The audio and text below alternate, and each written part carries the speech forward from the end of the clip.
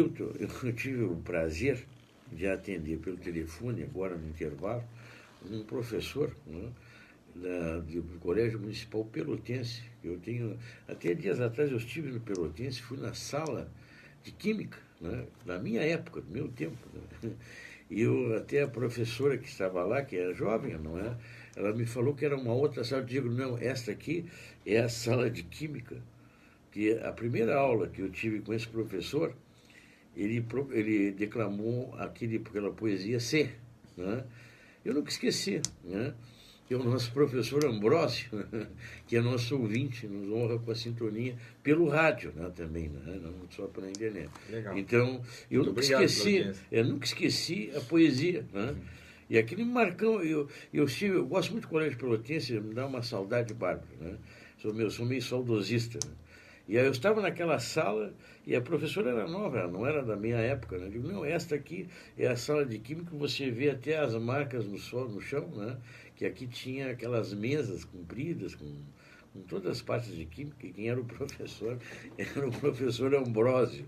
E tinha outro, que era um professor que era um dentista também, que era muito camarada, mas eu fui mais aluno do Ambrósio, né? Ele era exigente, mas graças a Deus passei bem com ele. Bom, já era outra época, né?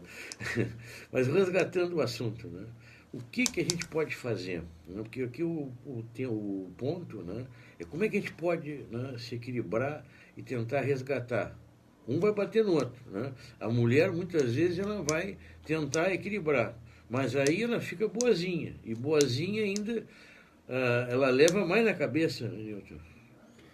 Bom, certamente ninguém tem que levar na cabeça numa relação de casal. As pessoas não se juntam para esse tipo de coisa. Sim.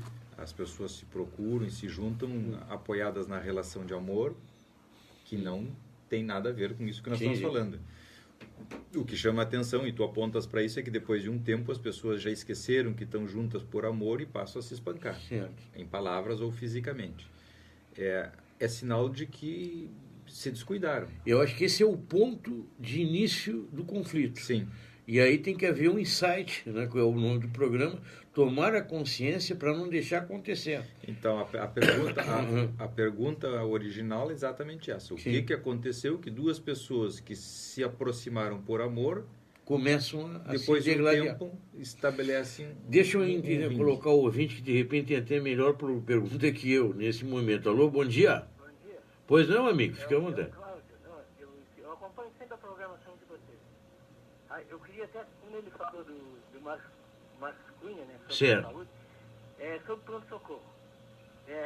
Para vocês, assim, eu tive com o meu cadastro lá, né? E aí a gente vê lá, assim, eu vejo muita gente reclamar de pronto-socorro.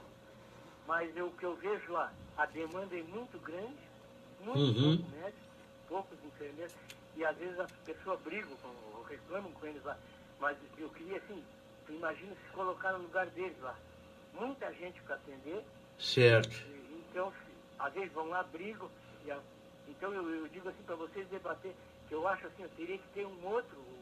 Eu vi lá assim coisas horrorosas, as pessoas, e o atendimento, eles fazem o que pode. Quer dizer, aí você imagina brigando com uma pessoa lá que é Perfeito. Assim, um médico, um enfermeiro que está atendendo, pô, ele já tá naquele tumulto lá, né? Sim. Era sobre isso. Tá perfeito, não? Eu acho que é um ingrediente interessante. Tá bem? Tá bom, um abraço, obrigado, um bom fim de semana pro amigo, viu? Aliás, esse é um tema para depois a gente poder ampliar, né? Essa relação médico-paciente analisada por um psicanalista, que também é médico. Mas é que as situações hoje na medicina pública, né, é uma situação que tem que ir para o banco, para o divã. Né? É difícil, né, Newton? É muito difícil. Né? Bom, aí nós temos que falar das perversões. Porque a saúde, a educação e a segurança, especificamente agora nessa hora, a saúde tá embutida dentro do capítulo das perversões. Se nós não entendermos a saúde brasileira desde as perversões, nós não vamos encontrar uma explicação. Perversões em que sentido? No sentido de que as pessoas que deveriam priorizar, administrar, planejar, montar estratégias de políticas de saúde são muito más pessoas, são pessoas horrorosas do ponto de vista do psiquismo. Basta dizer que agora, já estando a saúde do jeito que está, o governo federal tirou mais dinheiro da saúde e da educação, do orçamento da saúde e da educação, para colocar no óleo diesel, para cobrir para a Petrobras o déficit dos 0,46 Isso aí centavos. é uma desculpa esfarrapada, Bom, Nilton. Agora eu não ia entrar nessa seara, mas de qualquer maneira, né, até para abordar para o ouvinte. Vamos dizer assim, vamos fazer uma metáfora, uma comparação, e já saímos do tema, porque esse tema não nos toca diretamente, mas evidentemente que no que se refere às relações entre pessoas, e já citamos as perversões como um capítulo importante para entender, e se não olharmos desde o ponto de vista das perversões, nós não vamos entender isso jamais. Que são os maus tratos, desrespeito. E é interessante porque o ouvinte nos deu um gancho para seguirmos no tema. Nós estávamos falando de relações amorosas, que depois de um tempo se transformavam em relações de guerra, que o amor sucumbia aos aspectos mais destrutivos e tanáticos, com algumas perversões. A ouvinte anterior nos dizia que numa relação de amor, supostamente de amor, ela tinha que engolir tudo e o parceiro era desrespeitoso, que tange os maus tratos, o desrespeito nesse sentido aos maus tratos. Os maus tratos nos levam a pensar em perversões, o prazer em judiar do outro, o prazer em fazer o outro sofrer, o prazer em submeter o outro, o prazer em humilhar o outro, o prazer na destruição. E agora o Cláudio, outro ouvinte, nos relacionou isso com a saúde, que é o prazer que as pessoas têm em Brasília de verem as pessoas sofrer como se estivessem num campo de guerra. Morrerem em filas, sofrerem em filas, dormirem no chão, dormirem em macas, os familiares desesperados e o indivíduo lá usando o dinheiro para outras coisas. Para encher um prédio, um apartamento, bota nas cuecas, na mala, manda para o exterior. Já estamos falando de trilhões, já não falamos mais de R$1.000, são trilhões de reais que foram para o exterior e assim sucessivamente. Então nós estamos falando de perversões, que é o prazer em fazer o outro sofrer, disfarçado, evidentemente, de outras coisas. Mas são perversões, são atitudes perversas que estão aí. Pessoas perversas nos administrando. Né? Mas será que nós não estamos fazendo o papel do povo bonzinho, né? Que está gostando de ser submetido? Então, voltamos ao modelo da senhora que nos dizia que ela estava numa relação onde ela aguentava tudo e o marido era um desconsiderado, um desrespeitoso, ou parceiro desrespeitoso, que não levava ela em consideração. O que nós dissemos? Bata na mesa. Enquanto não bater na mesa, ele não vai parar de fazer isso, porque não brota dentro dele o respeito. Quando nós temos uma pessoa perversa nos maltratando, nós temos que bater na mesa. Agora, em outubro, é o momento de bater na mesa. Renovar as pessoas, tirar as pessoas perversas, olhar em quem nós vamos votar. E essa é a forma que nós temos numa relação de amor, de tirar as pessoas que não servem para nós. Colocar pessoas mais respeitosas, mais consideradas, que tenham um planejamento legal, que tenham uma vida legal, que olhem para nós com outros olhos, não no discurso, mas na atitude. Bata na mesa. Tire essa pessoa da sua vida.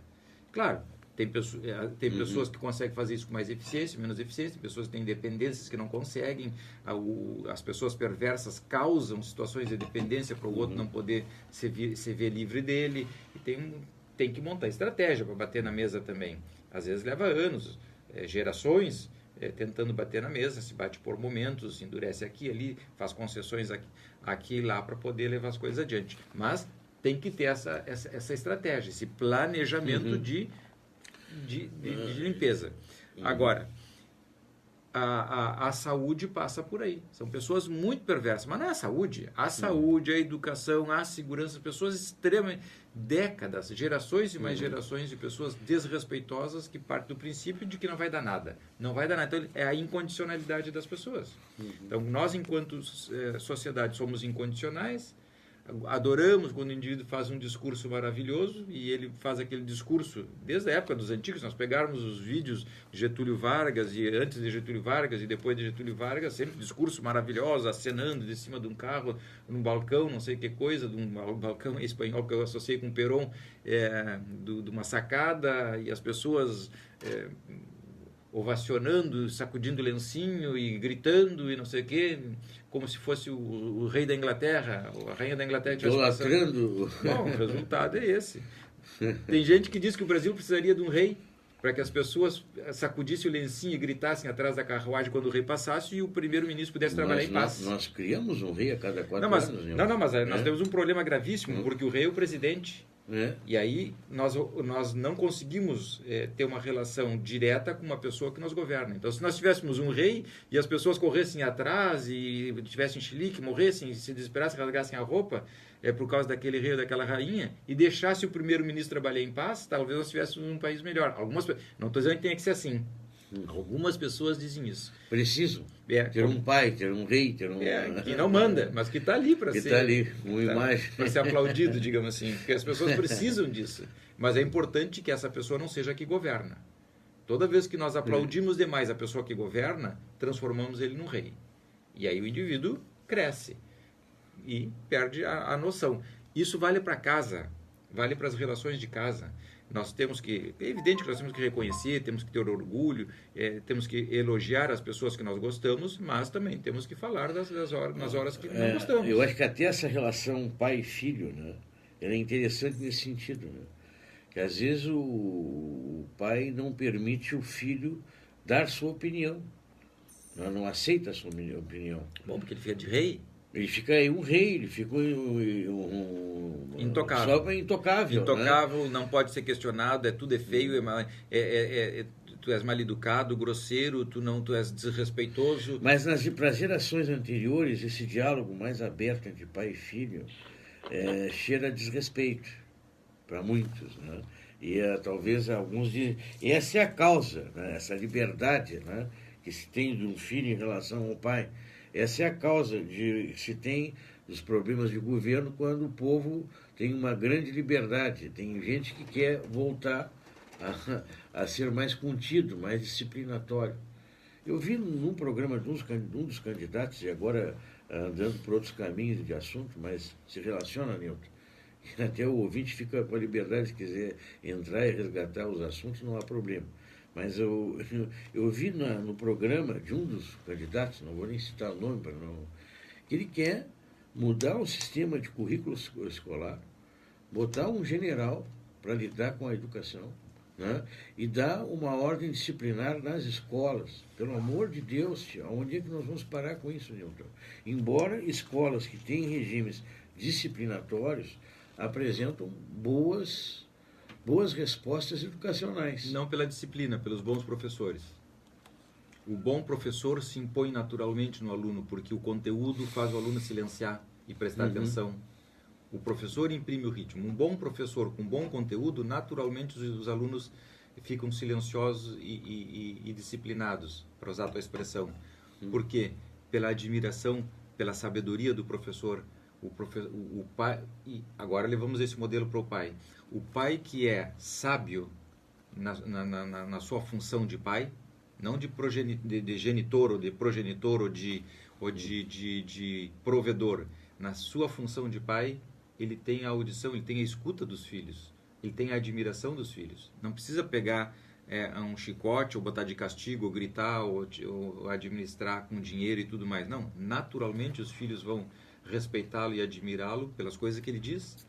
Quando o indivíduo tem que usar força, que talvez seja esse exemplo, é porque ele não tem conteúdo nenhum. É falta de conteúdo. Leandro, nós queremos agradecer a professora Ana Cláudia Siqueira, que é advogada criminalista, professora da Católica, da Federal, que está nos elogiando o programa. E o Marcos Cunha se manifestou aqui sobre a saúde. Disse que ninguém pode ficar no corredor do PS por mais de 3 dias. Foi uma lei recentemente aprovada. À espera de leitos clínicos, ou 2, à espera de... Vamos ter que ampliar um pouquinho aqui. Teria que resgatar o Ministério Público, né? À espera de leitos de UTI. O acórdão do TJ... O tribunal impõe multa de 10 mil por paciente dia. Quem estiver nessa situação deve denunciar ao Ministério Público. Agora a gente olha o outro lado, Nilton. Nós estamos agora entrando em outras searas, né? Conforme o ouvinte ligava minutos atrás, né? Quem está lá dentro do pronto-socorro e tem limites de UTI, infelizmente às vezes, né? E não é só, quando fala em pronto-socorro, não é só aqui em Pelotas, é no Brasil inteiro. Eu faço ideia quantas escolhas de Sofia o Brasil tem feito, né, nos atendimentos de uma Brasil afora. porque UTIs são caras, né, num orçamento reduzido para a saúde. Alguém está morrendo no corredor. E não é de agora, é de muito tempo. E nós fechamos os olhos, porque só nos lembramos disso quando dá dor de barriga. Olha, a população aumenta todos os dias e os leitos hospitalares diminuem todos os meses. Aqui eu vejo seguidamente o professor Marcos Cunha falar sobre a questão de aumentar o Hospital Novo para Pelotas, leitos novos para Pelotas e tudo mais. É uma das pessoas que batalha, por isso eu resgatei no programa hoje, já que saiu o tema da saúde especificamente. Mas normalmente o que nós vemos no Brasil é um encurtamento dos leitos, porque isso custa dinheiro e as pessoas não querem, os perversos não querem gastar dinheiro com isso, querem que sobe dinheiro para outras coisas que não tem que ver com a saúde. Até fazendo outra observação, assim, né, como ver como as coisas acontecem aqui na nossa região. Ontem eu estava entrevistando o Marcos sobre só pedindo a assinatura das pessoas, né, para esse projeto de recursos para o antigo paliteiro, que se dizia paliteiro, ali em frente à rodoviária. Sim, o Hospital da Universidade Federal. Vai ser um hospital ampliado para mais de 300 leitos, de uma universidade federal, não é pelotense só, ela é uma universidade federal. Da região. Aí ele foi fazer uma palestra lá na Câmara de Vereadores de Rio Grande, né? Pelo menos foi dito aqui por um ouvinte, assim eu entendi. Né? Ele falou pedindo apoio também da Câmara e tal. Ele se retirou do recinto. Um dos vereadores, que até era pelotense, tem origem em Pelotas, que é o Charles Saraiva, fez um discurso contra. Né? E os vereadores de lá votaram contra dar apoio para o hospital. Mas onde é que está o senso? Né? O nosso programa tem alcance a Rio Grande e muito mais. Então, que a população de Rio Grande olhe para essas pessoas e não reeleja. É um absurdo. Como é que a saúde, né, é regional, né? Tanto investimento lá em Rio Grande quanto aqui, ele é importante para a região. Uma infinidade de pacientes de Rio Grande vêm para cá.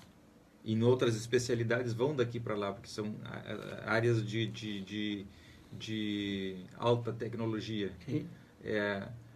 Se o indivíduo, se nós estamos dizendo que todos os dias fecham-se leitos de saúde no Brasil inteiro, e alguém está lutando para abrir leitos, e o indivíduo que é escolhido, votado e pago para defender a população vota em contra, porque de repente não é na cidade dele ou não sei o que coisa, esse indivíduo tem que voar desse lugar. A população de Rio Grande tem que prestar atenção e não votar nele. É assim de simples. Primeiro, incrementar uma rivalidade histórica que cada vez tem diminuído. O Rio Grande é quase... Mas não tem que ter rivalidade de saúde. Né? Como assim rivalidade de saúde? Então, se a mulher ganha mais do que o marido em casa, o marido tem que destruir a mulher porque ela está ganhando mais do que ele? Não, isso se soma. Quando nós falamos de soma, nós estamos falando de integração. Quando nós estamos falando de integração, nós estamos falando de aspectos saudáveis da personalidade do indivíduo. Quando nós falamos em dividir, em destruir, em matar, em perder, nós estamos falando dos aspectos doentios da personalidade das pessoas. Então, toda vez que alguém doentiamente, loucamente, pede para diminuir, para fechar, para extinguir, é porque ele está preponderantemente, desde o ponto de vista da saúde mental, administrado pelos aspectos mais doentios da personalidade dele. É o que tem de pior na personalidade dele que está se manifestando nessa hora. Porque se esperaria a integração. Como numa relação de casal. Se um ganha mais do que o outro, que bom! Maravilhoso que tu ganhes mais do que eu. Porque somando, ganhamos mais. Então, não se instala essa relação de domínio. Se tu ganha, eu perco. Se tu ganhas mais, então tu mandas mais. Eu perdi território, eu perdi voz, eu perdi voto, eu perdi... Não. Somamos e melhoramos todos juntos. Isso a saúde mental fala a favor disso. Quando o indivíduo se coloca em contra disso, ele é um doente. Ele nem tem que estar nessa função, porque ele não tem saúde para isso. Ele está absolutamente equivocado e no lugar equivocado. E as pessoas têm que retirar essa pessoa dessa função, senão vão se lascar, vão perder, vão fechar mais leitos. A saúde vai ficar pior. Já não basta um aceno do governo do Estado, que esse governo, não sei onde é que ele vai iniciar o seu governo. Né? Eu sei que ele está destruindo, mas eu não sei que ele está construindo. Ele agora acena em tirar os hospitais, diminuir o investimento dos hospitais periféricos, por exemplo, Erval, Piratini, né? Que tem hospitais, algum atendimento hospitalar. Ele quer concentrar nas duas grandes cidades. É que eu particularmente, eu acho um absurdo, uma estupidez, mas é que nós também estamos pagando o preço, né, das nossas escolhas. Né? Olha, eu estive em São Paulo agora, 2 semanas atrás, e a medicina em São Paulo, a saúde em São Paulo, ela também assim, ela é regionalizada dentro do estado, mas com serviços de alta tecnologia. Tem hospitais que atendem em torno de 1 milhão, 2 milhões, São Paulo tem uma população muito grande, 1 milhão, 2 milhões de pessoas, um hospital enorme, de um quarteirão fechado, com todas as especialidades funcionando, mas alguns serviços, como por exemplo os transplantes, são feitos regionalmente. Né? Então, nem todos os hospitais fazem transplante de coração, de rim, de pulmão, de fígado. Existem hospitais que especializados nisso. Então, eles centralizam. Como é uma população menor e de alta tecnologia, eles especializam, que exigem um custo enorme, maquinários enormes, treinamentos enormes, tem um custo muito elevado, então eles não abrem isso para todos os lugares, mas os pacientes vão e vêm, evidentemente, e são atendidos. Sempre tem, numa determinada região, um hospital de referência para esse tipo de doença. Então, nós não podemos ter transplante em todos os hospitais, mas todas as especialidades genéricas estão em todos os hospitais, evidentemente. Isso faz parte do raciocínio, da racionalização, faz parte da estratégia. Aí tem uma estratégia, tem um pensamento, um planejamento que vai montando. Agora, quando o indivíduo simplesmente quer fechar por fechar, porque vai aumentar a rivalidade, quem tem que fechar é ele, não é o hospital. Evidentemente, ele tem que sair dali, ele está no lugar errado, pensando errado, está doente. O hospital não é de uma cidade, o hospital é de uma região, é das pessoas. Nada é da cidade, tudo é nosso, tudo é da sociedade, tudo é do povo. E incrementar rivalidade desse tipo, né?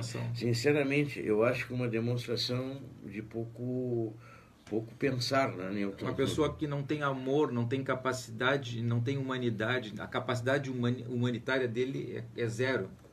Quem tem uma capacidade humanitária muito pequena, e aí estão os perversos, ele não tem que estar exercendo essa é a perversão do poder. É a perversão do poder. Que não importa o sacrifício das pessoas. Né? Ele quer se manter no poder. Sim. Isso é o exemplo do governo federal, que tira cada vez mais para manter os privilégios. Sem se importar com as consequências disso. O indivíduo não tem a grandeza de dizer, olha, isso não é bom para mim, mas é bom para as pessoas. É bom para as pessoas, eu vou fazer. E que as pessoas depois pensem, fulano teve a grandeza de fazer isso.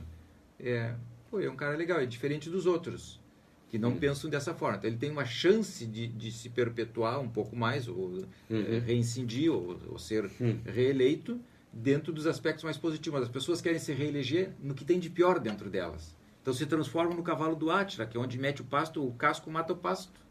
São os demônios vestidos em pessoa. E se perpetuam através de pensamentos e ideias diabólicas, prejudicando todo mundo. E as pessoas não enxergam isso. Eu acho que o bairrismo em si, ele é um sentimento menor, né, Newton?